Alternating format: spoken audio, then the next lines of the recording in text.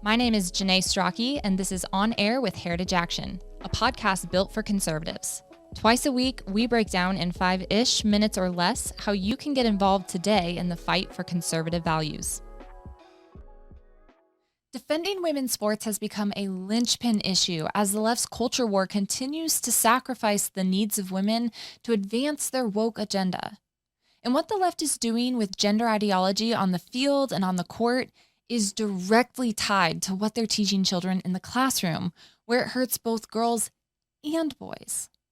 Last night, Heritage Action sponsored a 1-hour special report on Biden's latest effort to have the Department of Education redefine the word sex to mean gender ideology.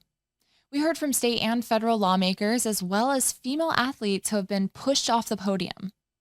For today's episode, I want you to hear directly from those female athletes, so I'm going to play a clip for you from last night's interview. This is John Solomon speaking with athletes and Young Women for America ambassadors, Macy Petty and Chloe Satterfield. Joining us now are two student athletes to give us their perspective on this matter. Please welcome Macy Petty and Chloe Satterfield. Chloe, Macy, great to have you on the show. Thank you. Hi, thank you so much.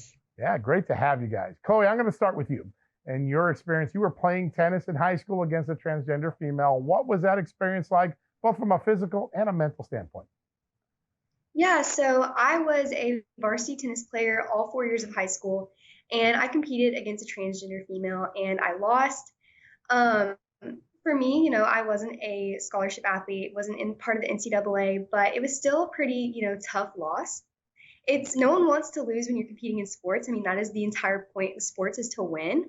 And part of the fun is being able to compete in a fair competition to, see what your skill set is against someone of the same level. And during that match, I figured out pretty early on that the playing field was not very fair. This athlete was stronger than me, faster than me, more agile than I was. There are just differences that I couldn't make up for. And I had been training my entire life at a high performance academy. We had spent thousands of dollars on training, for weight training, all kinds of different training, and there was really just nothing I could do. And at the end of the day, I lost, and I took it with a grateful heart. I'm glad to be out there on the court, but it was definitely a strange experience. I got over it, and I can't imagine what a college athlete would feel like in that kind of situation. But it really just goes to show that no matter how much money or training you pour into yourself, at the end of the day, when you're competing against someone like that, there's nothing you can do. And it was pretty disheartening. That was a few years ago, actually, but I still hold on to that. Yeah, no, biologics matter. There's no doubt about it. Macy, you're currently an NCAA collegiate athlete. I can't imagine the amount of hours you've had to put in to get where you are today. Describe to our audience how hard you had to work to earn your scholarship and what your thoughts are about the idea of having to compete against someone born as a biological male, competing as a transgender female for your spot. Yes, sir. The hours have been countless. There have been conditioning tests and doing everything I can to increase my vertical, weight training, speed training, all of those things, even doing things like changing my diet to make sure I'm fueling my body correctly. All of these things just to have one more advantage on the court. I know that there are so many other girls in my conference fighting to do the exact same thing. And you look at people who their vertical is so much higher than mine just because of biology. I think it's a really important thing to note that a men's volleyball net is 7 inches higher than a female's net. And that doesn't have to do with any personality trait that might be characterized with male or masculinity, but because of biological facts and the advantages that are given to you when you are born male. So having someone playing on a net 7 inches shorter than they should be as a biological male, it's very disheartening. As a female athlete, like I said, I've worked really, really hard to get where I am today. And so to see people using these advantages, to just take advantage of all the hard work that all of these girls have been put in, and have scholarships taken from them, championships taken from them. Like, I know how much these things mean and the hours that they have put in, and just being taken advantage of, it's really heartbreaking. I know so many athletes have expressed that now. I think we're beginning to understand the consequences. Macy and Chloe, you both are ambassadors of Young Women for America, and you both took part in a rally at Georgia Tech where the NCAA D1 women's the swimming and diving championship was being held. I think Leah Thomas was there. What was that experience like? Chloe, let's start with you. Yeah, so I was one of the people that helped organize that rally at Georgia Tech.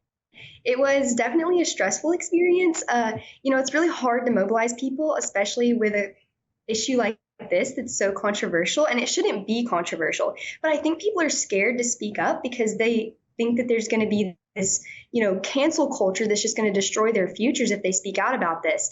So the main issue we had was just getting people to come out, but we had a great turnout in the end, and all of that hard work and stress was completely worth it.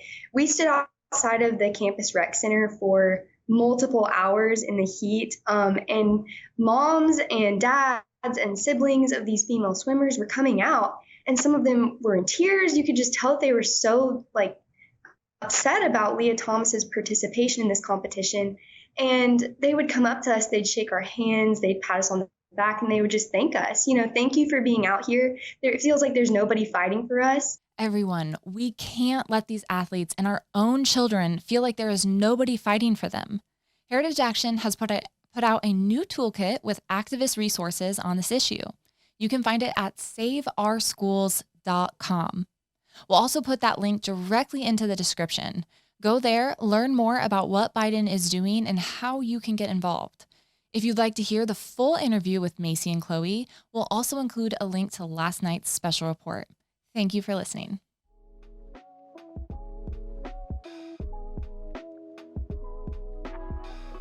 That's it for another episode of On Air with Heritage Action. Thank you for tuning in. If you like what you heard in today's episode, please click the follow button.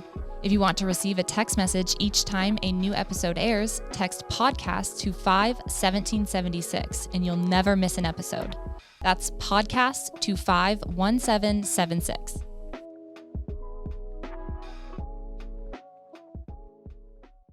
Hi, it's me again, and we need your help. If you like the insights and activist resources we are providing, please take 1 minute and help us spread the word. Share this episode with friends and family on social media, email, or text. We need everyone's help in the fight to hold Washington accountable. And don't forget, you are also able to subscribe and listen to episodes on your smartphone. Just open up your favorite podcast app and search for On Air with Heritage Action. Click subscribe and download episodes so you can take them with you on the go. It's the best way to make sure you never miss a thing. Thanks.